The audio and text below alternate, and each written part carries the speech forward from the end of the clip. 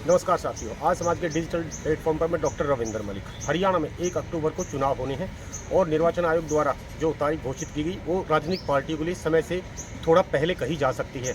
और इसी कड़ी में बता दें कि हरियाणा में जो बड़ी सीटें हैं उनमें से एक है करनाल विधानसभा की सीट, जहाँ से जो सीएम नायब सिंह सैनी वहाँ से विधायक हैं।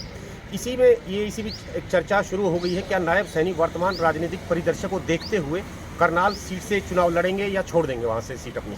लेकिन इसी कड़ी में जब उनसे 2-3 दिन पहले पूछा गया कि क्या वो करनाल जो विधानसभा क्षेत्र है वो उसको छोड़कर कहीं अन्य सीट से चुनाव लड़ेंगे, लेकिन उन्होंने साफ मना कर दिया। हालांकि फिर भी इस पर अभी स्थिति स्पष्ट नहीं हो पाई है। ये भी कहा जा रहा है कि वो करनाल सीट छोड़कर लाडवा या नारायणगढ़ जो उनकी एक घरेलू गृह विधानसभा क्षेत्र है वहाँ से चुनाव लड़ सकते हैं।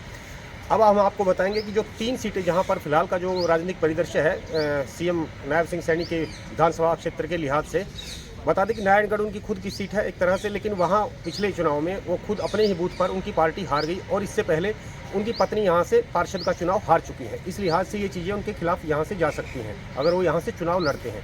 दूसरी बात करेंगे लाडवा की, जहाँ से फिलहाल कांग्रेस के जो विधायक मेवा सिंह हैं पिछली दफ़ा वो ठीक ठाक अंतर से चुनाव जीत कर आए थे, वहाँ से भी नायब सिंह सैनी के लड़ने की चर्चाएं हैं और कहा जा रहा है कि वो यहाँ से मैदान में उतर सकते हैं। लेकिन यहाँ पर जो बता दें कि यहाँ भी कई फैक्टर हैं जो उनके आड़े आ सकते हैं। यहाँ पर जो ओबीसी समाज है वो उनके एक तरह से उनके लिए फ़ायदेमंद फैक्टर हो सकता है, क्योंकि वो खुद ओबीसी बिरादरी से आते हैं और यहाँ ये करीब 90,000 वोट जो है ओबीसी समुदाय से हैं।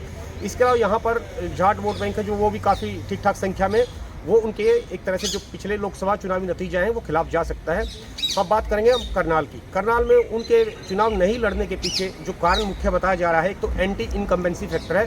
पिछले 10 साल से जो हरियाणा भाजपा की सरकार है और एंटी इनकम्बेंसी जो फैक्टर सामने आ रहा है, जिसका नेगेटिव परिणाम उनके सामने आ सकता है अगर वो यहाँ से दोबारा से चुनाव लड़ने की इच्छा जाहिर करते हैं या चुनाव लड़ते हैं। और इसके अलावा एक पंजाबी समुदाय की नाराज़गी भी सामने आ रही है, क्योंकि जब मनोहर लाल खट्टर जो पंजाबी समुदाय से इस सीट से लड़े थे, उनके सीएम पद से हटाए जाने के बाद, नायब सैनी को बनाए जाने के बाद पंजाबी समुदाय में एक तरह से रोष जाहिर किया गया था, जो प्रत्यक्ष या अप्रत्यक्ष रूप से सामने आया भी है अब तक। तो इस लिहाज से फैक्टर के खिलाफ जा सकता है। और जो करनाल के लोकल लीडर्स हैं वो भी कहीं ना कहीं भीतर घात उनके लिए पैदा कर सकते हैं, जिसके चलते उनको करनाल से विधानसभा चुनाव लड़ने में दिक्कत आ सकती है। इसके अलावा जो हम बात करें, मुख्य रूप से एक सीट आती है गोहाना भी एक ऐसी सीट है जहां ओबीसी समुदाय ठीक ठाक संख्या में है। पिछली बार इस सीट से कांग्रेस के जो जगबीर मलिक हैं विधायक चुनकर आए थे और उस वक्त राजकुमार सैनी जो ओबीसी समुदाय से उन्होंने चुनाव लड़ा था। और ओबीसी समुदाय वहाँ 17 से 20 हज़ार के बीच में है और जाट समुदाय लेकिन जाट बाहुल्य सीट है ये, तो इसके चलते थोड़ा सा उनको दिक्कत आ सकती है। लेकिन पिछली बार देखिए राजकुमार सैनी की हार का अंतर जो था करीब 4,000 वोट के आसपास था, जो ठीक ठाक टक्कर देने में सफल रहे। तो इस लिहाज से अब ये चहुओर चर्चा है कि क्या नायब सिंह सैनी करनाल लोकसभा जो माफ कीजिए विधानसभा सीट से अपना वहाँ से रिपीट करेंगे या फिर वो बतौर विकल्प लाडवा या नारायणगढ़ जा सकते हैं।